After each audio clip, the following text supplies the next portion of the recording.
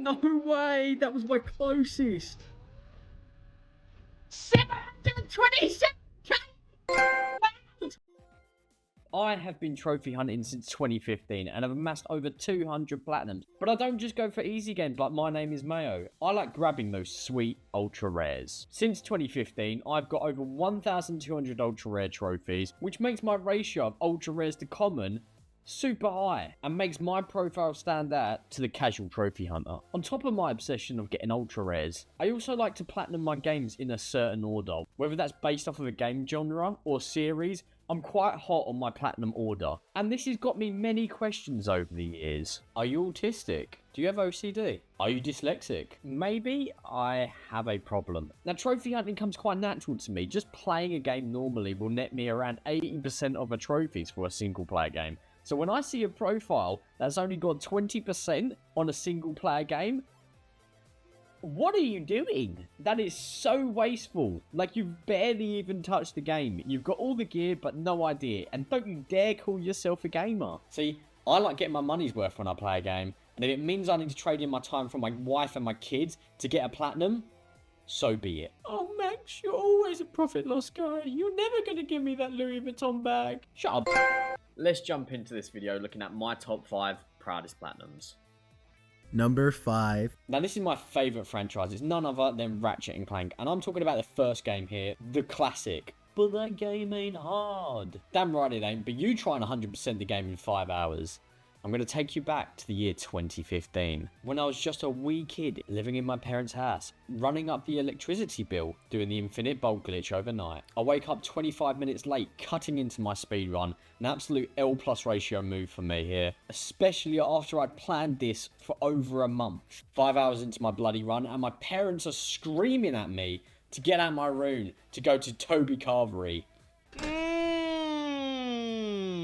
Fuck off, Toby. I ain't letting you ruin my run. So I've done what every white teenager would do. Shut up, Ma. Now I'm no speedrunner, but with my high IQs, I outsmarted the system and smashed the record by hours. Seriously, untouchable, undefeatable for 7 years, only to be dethroned by none other than Bart Sniff.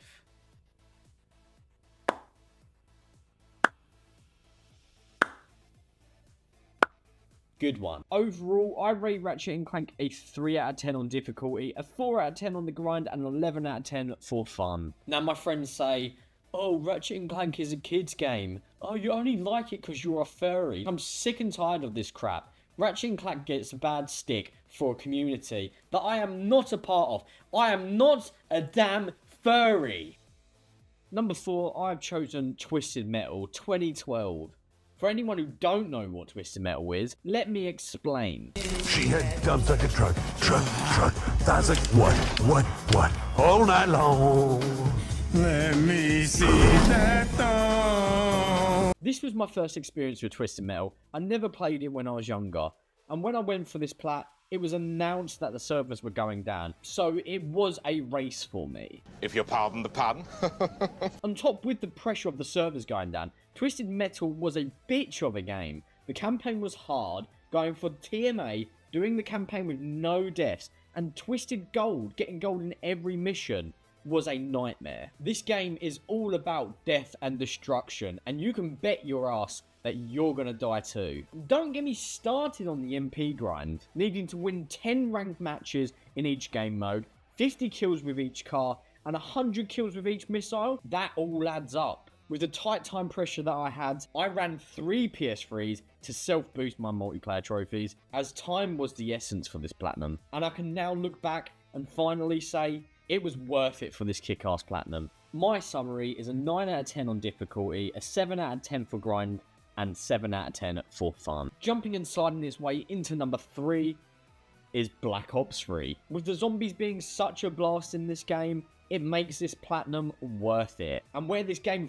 fails is the campaign. Easily the worst part of this game. Funny enough, it's the part you need to play the most. There is no denying this story is arse. Since Call of Duty started doing these AI storylines, it really turned to slop. And the amount of playthroughs needed to get the personal decorator trophy is no joke. Imagine you are in a frozen forest. I swear, if I have to hear that one more time, I'm a bust. You needed to get all the camos, all the calling cards, every collectible in the campaign, plus play the new difficulty in this Call of Duty, which was realistic. And anyone who's done that knows how difficult it is. If only this game didn't have the campaign grind, I would gladly do this again. And so the gods answered. There's a PS3 version of this game where it strips the campaign out and puts the grind on the multiplayer. Now, I actually don't mind a multiplayer grind, but this game had its bad moments.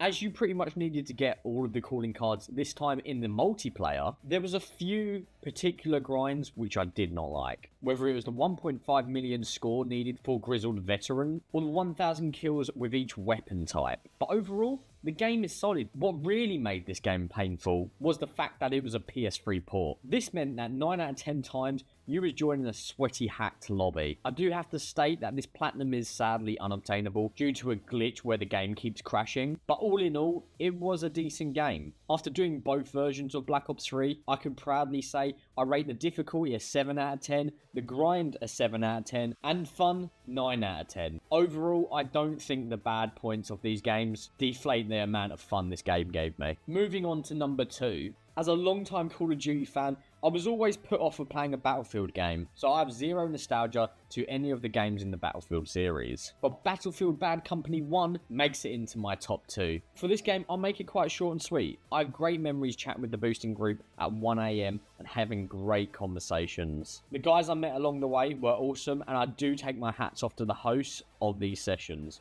Only a real hero can control 20 people without chaos. Yes, you heard me, 20 people. By the time that I went for the multiplayer grind, the servers were broken to say the least. And it pretty much required you to lock out a lobby requiring the 20 people. Now, that isn't enough to put you off. The fact that you need 10,000 kills or to collect all 120 accolades. These are just some of the trophies you needed to bag yourself the platinum. This game does not make it into number 2 because it was a great game, but the magic of this game was the interactions that I had along the way, and the legendary status this platinum has. I'm always looking for new PS3 games to boost for this reason. This game gets a 6 out of 10 for difficulty, a 9 out of 10 for grind, and a 5 out of 10 for fun. Now for my number 1 pick. It is Fall Guys. This is a crazy one. This game caused me so much stress and truly is one of the hardest platinums I've ever gotten. Sitting at a respectable 1.83% on PSNProfiles. There's not much to say here other than fallible. The amount of times I got 4 wins and in the end and busted a nut. You know what? I didn't even get 5 wins, but I had a trick. I streamed the game. Now, me and 3 other of my mates, we got together and we had no other choice but to get good at the game. We spent countless nights, countless hours, dying, resetting, everything to try and get this trophy. And then on one night where everything changed, and this happened on our 5th run after getting 4 wins in a row. Oh my god. There is no way it's this good. Do I win? No, we lost.